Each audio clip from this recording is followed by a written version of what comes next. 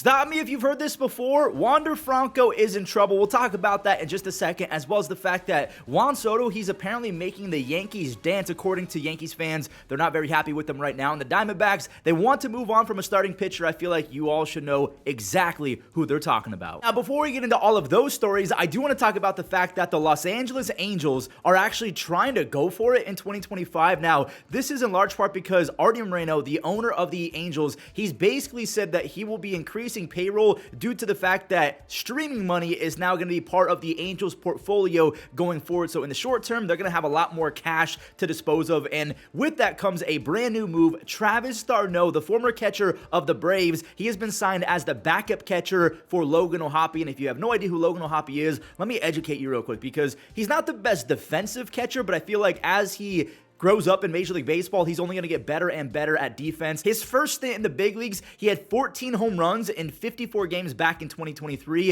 In 2024, he had 20 home runs. So again, the pop is real. He is going to be an offense-first catcher. Now, the thing about this move is that Travis d'Arnaud, we know that he's pretty good friends with Max Fried. They were teammates for as long as we can remember. And Travis d'Arnaud was a guy who caught multiple hundreds of innings of Max Fried. Does the addition of new streaming money and then bringing in Travis d'Arnaud give the Angels a better chance at signing a Max Fried? Because let's face it, the Angels can have the best offense in the league, but if Tyler Anderson doesn't pitch like an all-star again, if Reed Detmers isn't the Reed Detmers that they expected when they drafted him, it's not going to matter, because the Angels' rotation and bullpen, well, their bullpen's actually not too bad, but their rotation is going to be giving up anywhere from 4 to 6 runs every single start. They got to lock in on starting pitching, and maybe the streaming money with the addition of Travis d'Arnaud makes them a better candidate to sign a Max Fried or a Blake Snell. Who knows? Now, one more quick Angel story before we talk about Wander Franco getting in trouble again. I do want to bring up the fact that the GM of the Angels, Perry,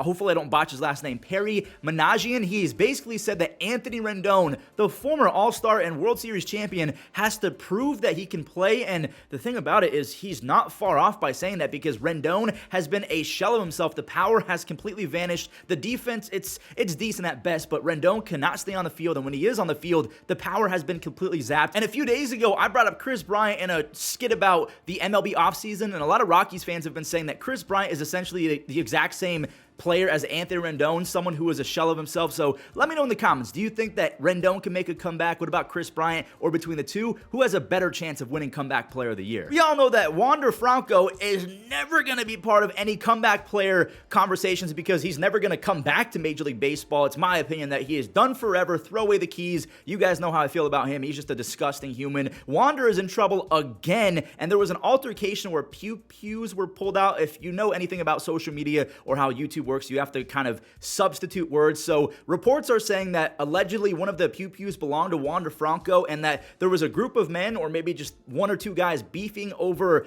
a woman's attention. So yeah, Wander is in the news yet again. He's being investigated for illegal possession of pews, and yeah, Wander Franco, just go away, bro. At this point, I just kind of hope that Juan Soto goes to the Rays. We'll talk about Juan Soto more in depth in a second, because again, Yankees fans aren't too happy with him. But I say that I hope that Tampa gets Juan Soto, because they haven't really experienced too many positive things as of late. Now, I'm praying that Junior Caminero is the next big thing, and that the rotation stays healthy. I'm talking about Jeffrey Springs, Drew Rasmussen, and also when you factor in Shane McClanahan coming back, the Rays can be a force to be reckoned with if that rotation does stay intact. Now, what did not stay intact, and I'm not trying to be insensitive, that's a bad segue actually, but Tropicana Field is not intact right now, and the reports are saying that it would cost $55 million to fix the roof after it was ruined in the hurricanes, and they're going to be playing at Hal Steinbrenner Field, which is the owner of the Yankees field. It's literally where the Yankees play their spring training games. It also is their A-ball affiliate stadium, and the Yankees will be making an additional $15 million while the Rays occupy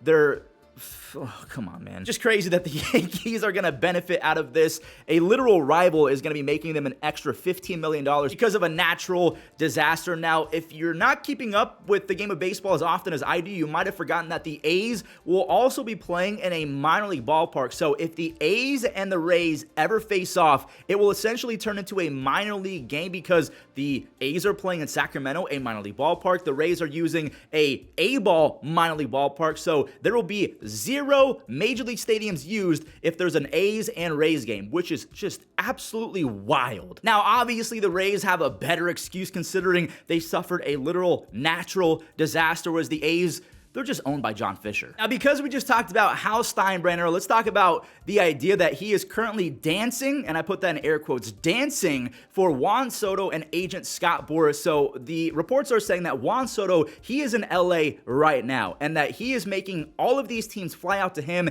Now, I don't think that's inherently a bad thing to do. He is the prize of the free agent market. Of course, whatever he wants. Juan Soto could tell guys to go to Disney World, pick him up a couple limited edition mugs before making the trip to LA, and these owners would do it if it meant potentially signing Juan Soto. But a lot of Yankees fans are saying, Juan, you were on the team already. Why are you making Hal Steinbrenner go on a plane and fly across the country when realistically, you know the plan going forward, you know the Yankees culture, just go on FaceTime and tell Hal how much you want. And even Michael Kay, the announcer for the Yankees, had some words about this matter. He's not even giving Hal the dignity of not having to get on a plane. After having spent 7 months with the team, having his career year, going to the World Series, you're making Hal Steinbrenner lug himself onto a plane and go to California. I mean, it's beyond me. It's beyond me. So if this was another winter where Hal Steinbrenner was vacationing in Italy, would he have to fly from me? At least Judge spoke to Hal in the middle of the night from Italy. Instead, you're making Hal fly to California to dance for me.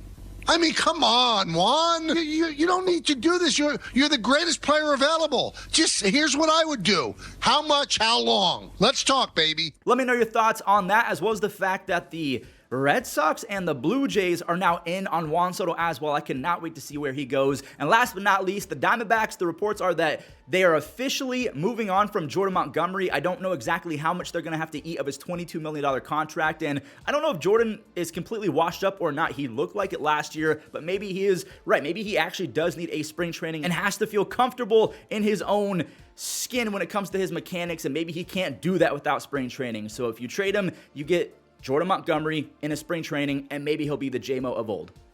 I don't know anymore. I also don't know what to make of this final story. Roki Sasaki and former Cy Young winner Dallas Keuchel were teammates last year on the Marines and the NPB. So Dallas came out and said that when he was on the team, he heard rumblings. Again, take this with a grain of salt. He said he heard rumblings that there was a verbal or a handshake deal or some sort of deal in place already that Roki was going to be a Dodger as soon as he got posted. So Dallas, he was teammates with the guy. He's pretty well informed, and he's saying that if he was Vegas and had to put his own money on the line, he would bet that Roki is going to be a Dodger. Now, I don't know if he's just stating the obvious because we all kind of think that Roki's going to be in Dodger blue. That's a cool little wrinkle, though. I forgot that Dallas was out of baseball.